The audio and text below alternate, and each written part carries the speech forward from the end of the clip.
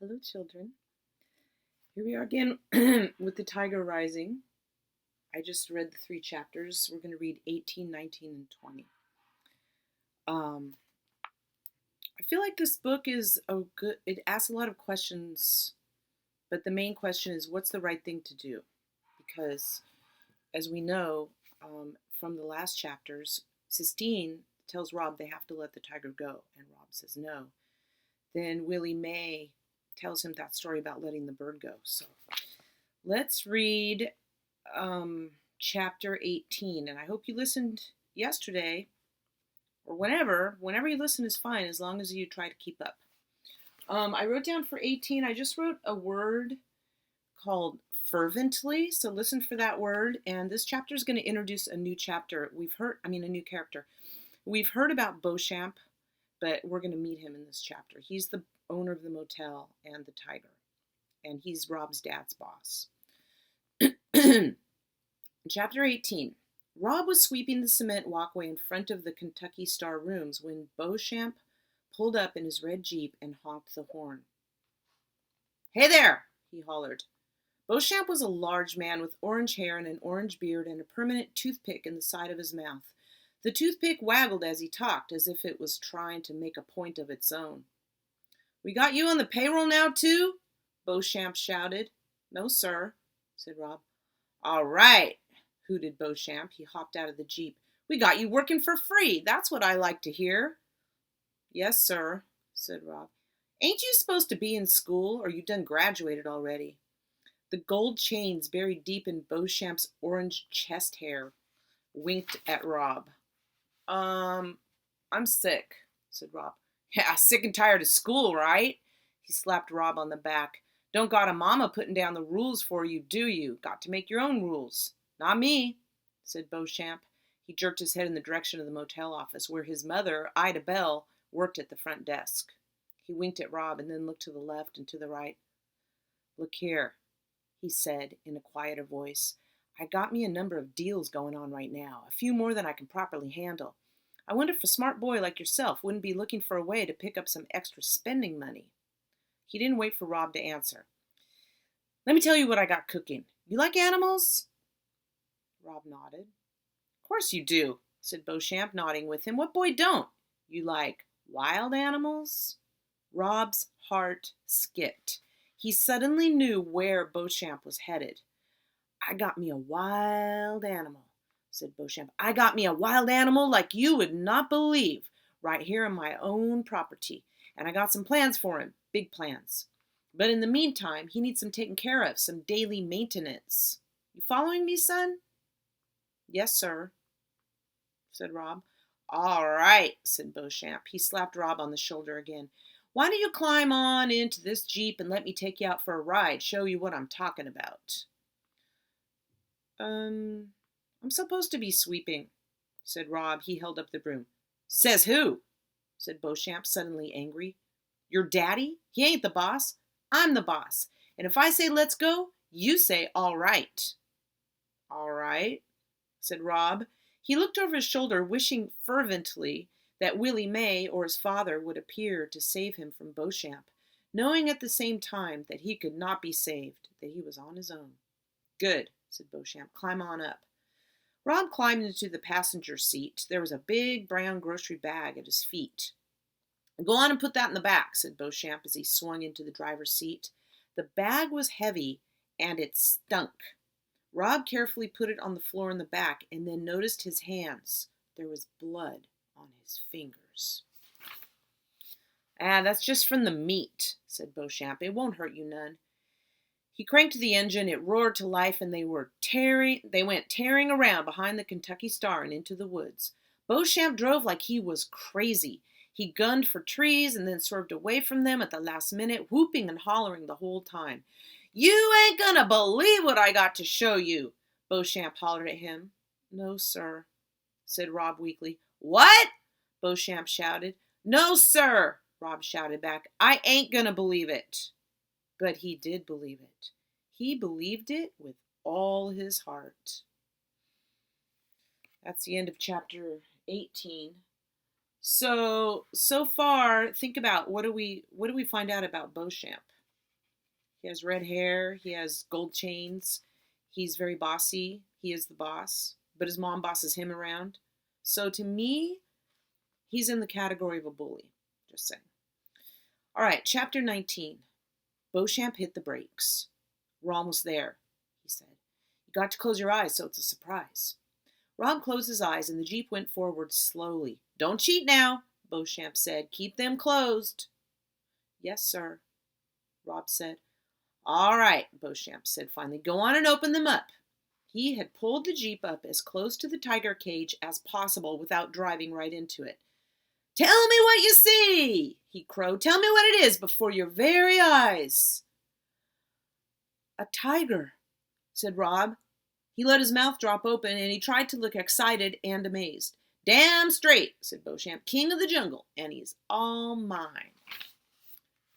Wow, said Rob. You own him? That's right, said Beauchamp. A fellow I know owed me some money, paid me with a tiger. That's the way real men do business, in tigers. He come complete with the cage. The toothpick in the side of his mouth danced up and down. Beauchamp put a finger up to steady it into silence. What are you going to do with him? Rob asked. I'm studying my options. I figure I could set him up out front of the Kentucky Star, have him draw me some more business into the motel. The tiger stood and stared at Beauchamp. Beauchamp looked away from him. He tapped his thick fingers on the steering wheel. I also might just kill him, Beauchamp said, and skin him and make me a tiger coat. I ain't made up my mind. He's a lot of work, I'll tell you that. He needs meat twice a day, and that's where you come in. I need you to come out here and feed him $2 every time you do it. How does that sound? Rob swallowed hard. How do I get the meat in the cage? He asked. Beauchamp dug in his pocket and pulled out a set of keys. With these, he said. He shook the keys and they gave a sad jingle. Don't pay no attention to the big keys. They're for the locks on the door. Open them up and that tiger will get out and eat you for sure. You understand? I ought not to give you this whole set, but I know you won't open up that door, right? You ain't no fool, right? Rob, terrified that keys to the cage existed and that they were about to be handed to him, nodded. See this tiny key? Beauchamp said. Rob nodded again. That's for the food door right there. Beauchamp pointed at the small door at the bottom of the cage. You just open that up and toss the meat in a piece at a time, like this. Beauchamp swung himself out of the Jeep with a grunt. He reached in the back seat for the grocery bag, took out a piece of meat, bent over, and unlocked the tiny door, opened it, and threw the meat in. The tiger leaped forward, and Beauchamp took a quick step backward, stumbling. That's all there is to it, he said, straightening up. His forehead was shiny with sweat, and his hands were trembling. What's the tiger's name? Rob asked. Name? Said Beauchamp. He ain't got a name. You got to name something before you toss it a piece of meat? Rob shrugged and blushed. He bent over to scratch his legs so that he wouldn't have to look at Beauchamp's sweaty, angry face. You want to get introduced proper? Said Beauchamp in a mocking voice. Well, then get on out of the Jeep. Rob climbed down. Beauchamp grabbed hold of the fence and shook it. The tiger leaped up from his meat. His muzzle was red with blood. He stared at Beauchamp with a fierce look in his eyes that was familiar to Rob. Hey, Beauchamp shouted. You see this boy here? He pointed to Rob. He's your meal ticket, not me. It's this boy. He's got the keys now. Understand? I don't got them no more. This boy's got them. He's your boy. The tiger stared at Beauchamp a minute more, and then he slowly lowered his head and started back to work on the meat. Now you two know each other, said Beauchamp. He pulled a tattered bandana from his pocket and wiped the sweat off his forehead. On the hair-raising ride back to the Kentucky Star, Rob realized who the tiger's stare reminded him of. It was Sistine. He knew that when he told her he had the keys to the cage, her eyes would glow with that same fierce light. He knew that she would insist that now they had to let the tiger go.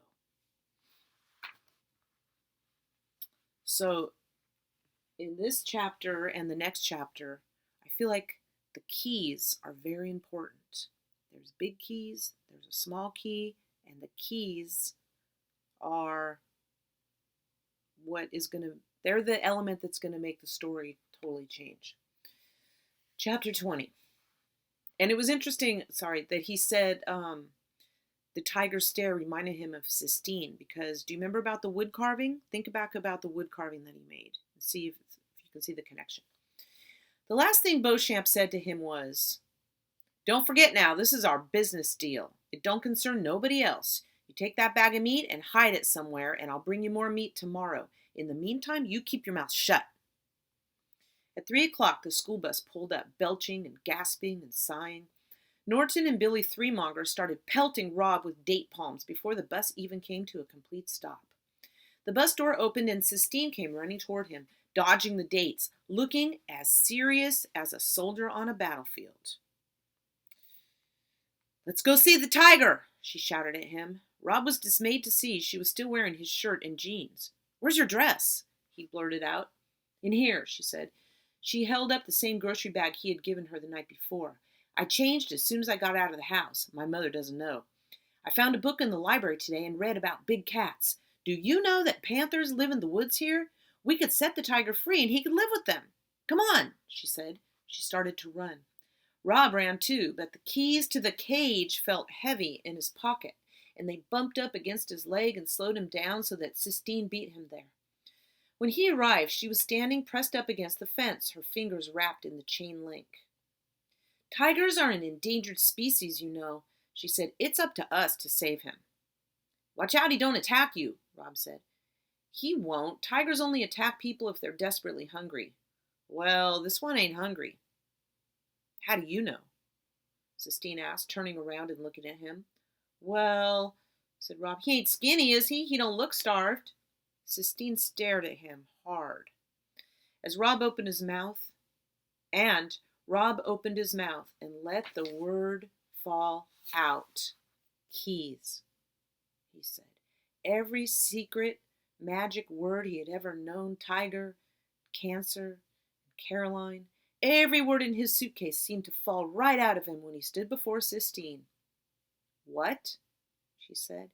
"Keys," he said again. He cleared his throat. "I got the keys to the cage." "How?"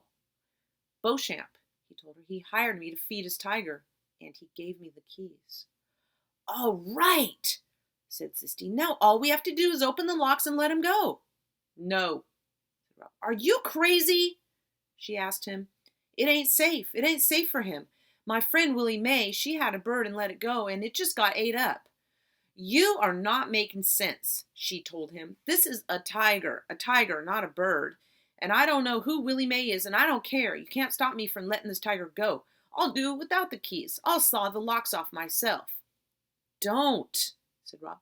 "Don't," she mocked back. And then she spun around and grabbed hold of the cage and shook it the same way Beauchamp had earlier that day. "I hate this place," she said. "I can't wait for my dad to come and get me. When he gets here, I'm going to make him come out here and set this tiger free. That's the first thing we'll do."